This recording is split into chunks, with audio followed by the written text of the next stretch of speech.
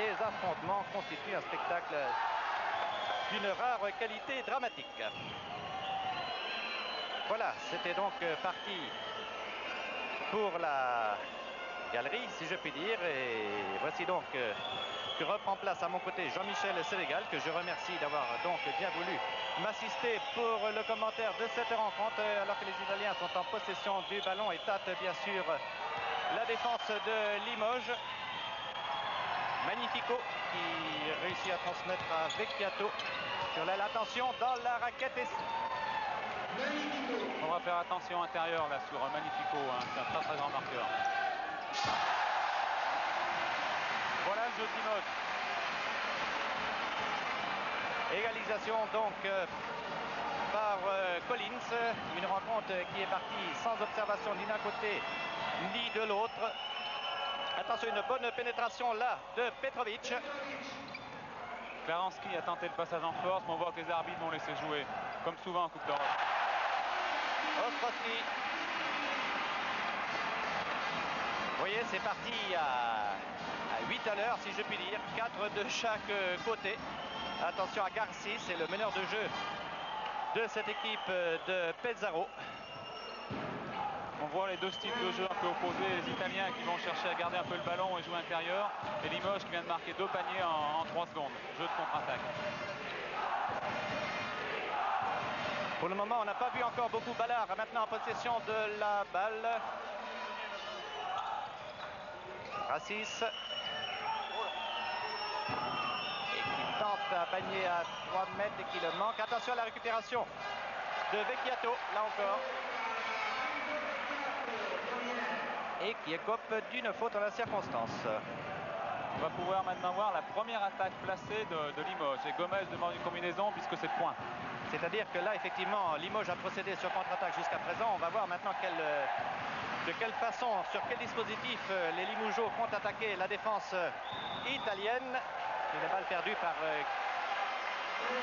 Il y a une faute sur Collins. Collins.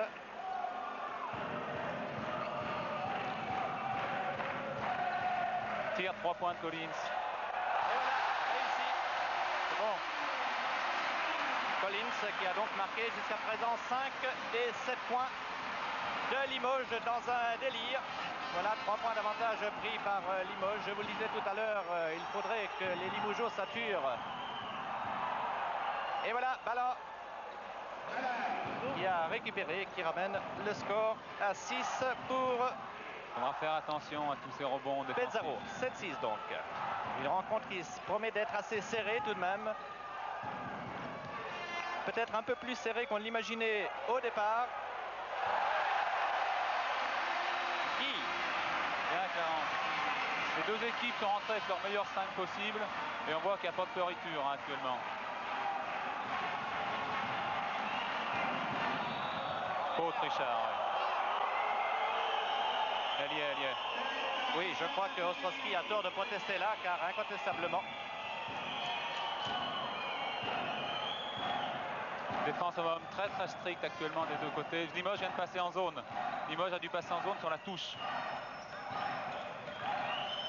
On écarte donc un petit peu le jeu du côté des Italiens face à cette zone. Ballard qui n'arrive pas.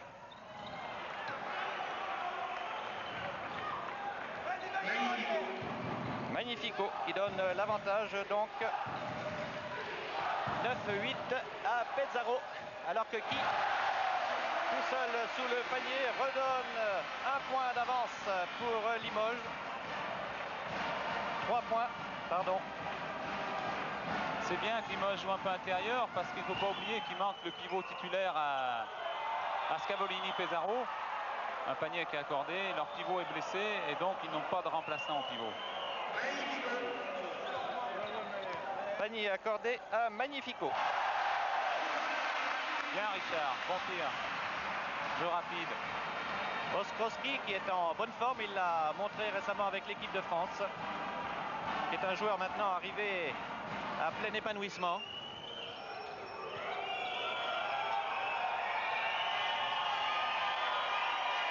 Ah oui, en déséquilibre là, Magnifico encore. Et toujours un écart Richard en serré. position intérieure. Et voilà, 2 points pour Dacoury. Bonne pénétration là. Je crois que Limoges joue très bien en attaque. Il faut arriver à empêcher maintenant Pesaro de marquer un ou deux paniers. Et déjà là, Limoges prend un ascendant sur le jeu. Grassis. Petrovic qui pour l'instant ne se montre pas avec son efficacité coutumière. Bien joué encore, 2 points Stéphane, c'est bien. Plus faute. Actuellement, Pesaro est vraiment pris sur toutes les contre-attaques de Limoges. Et je crois qu'il y a un temps mort demandé par Pesaro qui s'explique facilement, puisque vraiment sur les 17 points de Limoges, je crois que là actuellement on part sur des bases très élevées, puisque 17-14 après 5 minutes de jeu. Ça m'étonnerait que ça dure comme ça. Hein. Même pas 5 minutes, 4 minutes et 20 secondes. On part sur des bases de plus de 100 points pour les deux équipes actuellement. Eh bien ma foi, cela nous promet un spectacle sans faille. Et un nouveau point pour Ostrowski. On va commencer à monter la pression en défense, on va aller chercher plus loin, tentative de frappe. Grassis, surveillé de près par Grégor Beugnot. Attention. 4 contre 3. Dacoury. Bien Et réussi. 3 points. Nouveau panier de contre-attaque. Là, ça commence à devenir sérieux. 6 points d'avantage pour Limoges. La moitié pratiquement de l'avantage final qu'il lui faudrait obtenir au terme de cette rencontre pour rallier l'Italie dans 8 jours avec assez de sérénité pour assurer sa place en finale. Voici Ballard, premier tir. Très grand joueur. Ce joueur a été 10 ans professionnel aux États-Unis. Limoges n'a encore pas loupé un panier en attaque.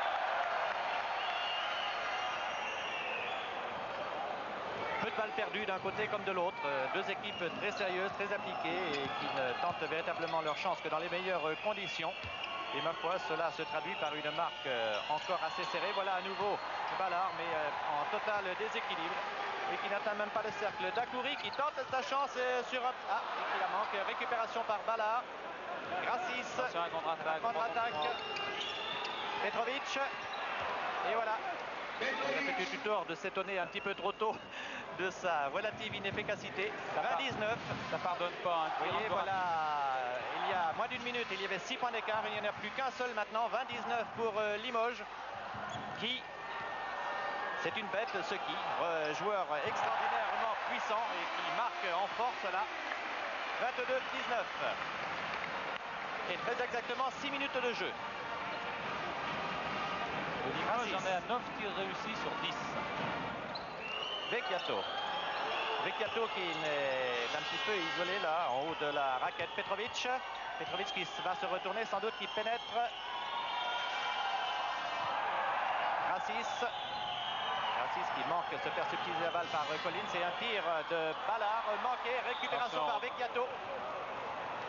C'est un petit peu, on tombe un petit peu dans la précipitation là du côté des Italiens qui viennent de manquer tout de même 3 tirs consécutivement. C'est dommage qu'on n'ait pas eu ce rebond défensif encore. C'est le 3e rebond qu'on perd. Il faut faire attention à ça. Zone sur la touche encore. Ballard un petit peu circonspect. Vecchiato. Et interception de Dacou. Ça va se matcher. Et voilà. 24-19. Un joli match de Richard Dacoury sur interception et contre-attaque.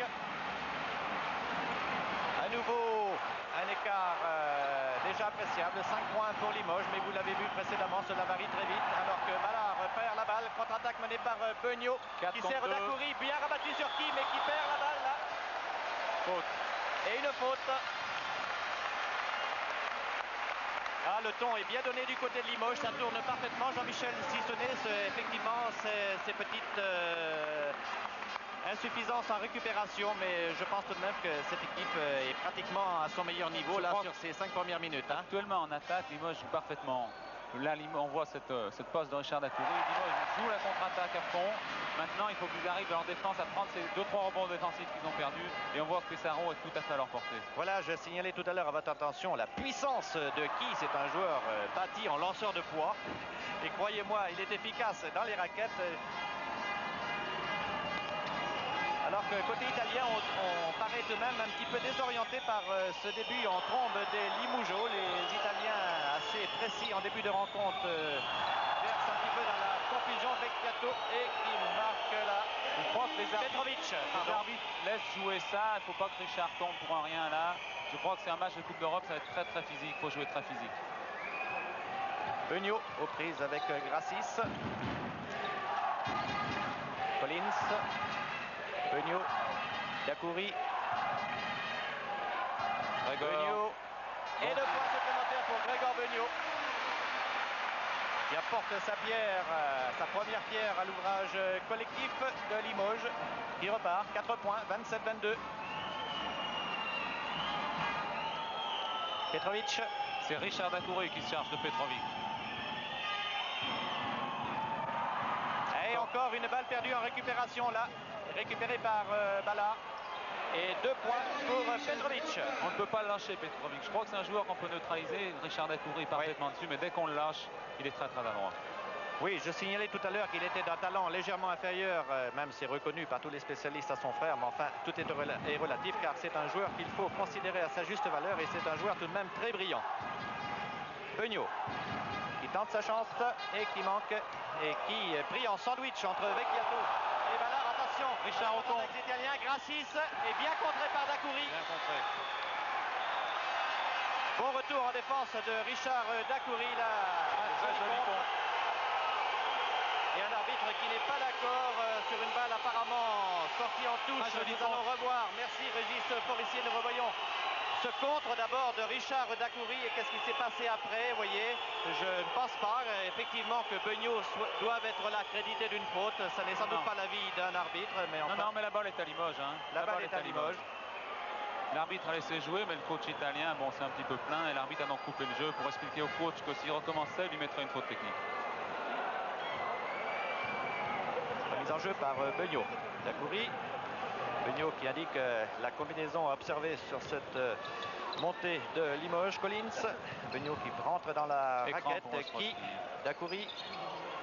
Dacoury avec Beugnot qui fait le blocage derrière. Et Dacoury en profite pour inscrire 2 points supplémentaires à l'avantage de Limoges. 29-25. Vous voyez un écart qui n'arrive pas malgré tout à passer au-delà des 6 points. Ça a été la plus grande marque d'avantage possédée par Limoges. Petrovic qui manque et récupération une nouvelle fois par Ballard. Il va falloir le surveiller de très près ce Ballard, car il fait beaucoup de mal dans la raquette en récupération. Il chippe toutes les balles. Ce qui me gêne un peu, c'est que Limoges là joue très très bien en attaque. Actuellement, il n'y a que 2 points d'avance pour Limoges. Donc il faut se méfier, parce que dans un moment, il est certain que Limoges va louper quelques paniers. Ils ne peuvent pas continuer avec 90% de réussite. Et donc il faut absolument qu'ils resserrent leur défense et surtout le rebond défensif. Oui, je crois que ce rebond défensif va tout de même causer un petit problème à Limoges dans la deuxième partie de cette rencontre-là, où tout de même le poids 10 minutes va se faire sentir. Ballard qui distribue fort bien le jeu par ailleurs, et un tir de Magnifico qui donne l'égalisation donc après un peu plus de 10 minutes, à 11 minutes exactement. 29-29 entre Limoges et Pesaro. Dacoury sur qui est un petit peu perplexe là, et Beugnot qui va tenter sa chance sans doute, qui pénètre. Difficile. Mais non, et oui, c'était dur à faire. Défense. Attention à la contre-attaque là. Grassis, Ballard, et 2 points. Et pour la première fois, on a eu 90% de réussite, on a fait des tirs très rapides. Et je crois qu'il ne faut pas forcer le destin là, ça va venir tout seul.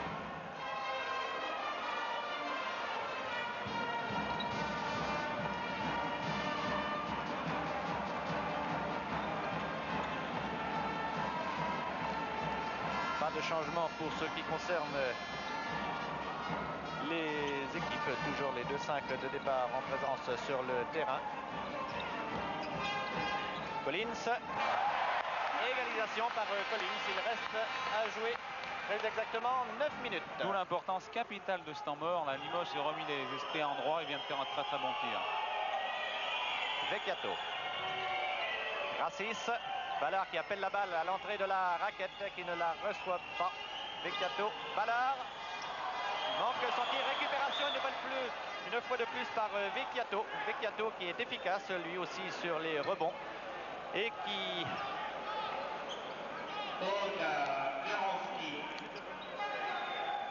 c'est le 6e rebond offensif que prend la Scavolini de Pesaro en 12 minutes de jeu.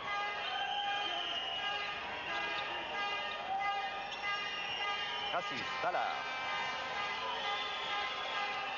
Sur l'autre aile, complètement démarqué là. Et en toute tranquillité, il n'en rate pas moins son tir. Vecchiato. Faute technique à Collins. Collins qui s'énerve un petit peu là, qui est chatouillé aux côtes, je crois, dans la raquette et qui n'a pas supporté ce traitement un petit peu familier, vous voyez. Et familier, c'est un euphémisme car il a été proprement balancé, mais il a eu tort de vouloir régler lui-même ses comptes. Et c'est donc une faute technique qui va sans doute redonner l'avantage à Pesaro. Une faute technique que va tirer Petrovic. C'est un match de Coupe d'Europe, là. Il faut pas chercher à jouer le passage en force comme vient de le faire Klarenski. On a vu à 3 occasions que les arbitres n'étaient pas décidés à siffler ce genre d'action. Bon, maintenant, il ne faut plus le faire, il faut arrêter, il faut jouer avec la façon d'arbitrer. 33-31 pour Pesaro.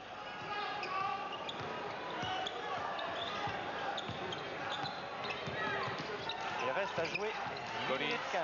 Collins est bien pénétré par le fond de la raquette. Balle récupérée par qui? Collins qui la rabat sur Dacoury. Collins à nouveau. Qui? Bon tir de Collins. 34-33 pour Limoges qui reprend l'avantage sur ce tir à 3 points de Collins. Limoges a un pourcentage de tir extraordinaire, 15 sur 17. Ballard en suspension. Ah, Ballard qui vient de manquer plusieurs tirs de suite là, qui perd un petit peu de son efficacité. 3e faute, c'est grave pour Pesaro, la Scavolini, ça. 3e faute de Vecchiato.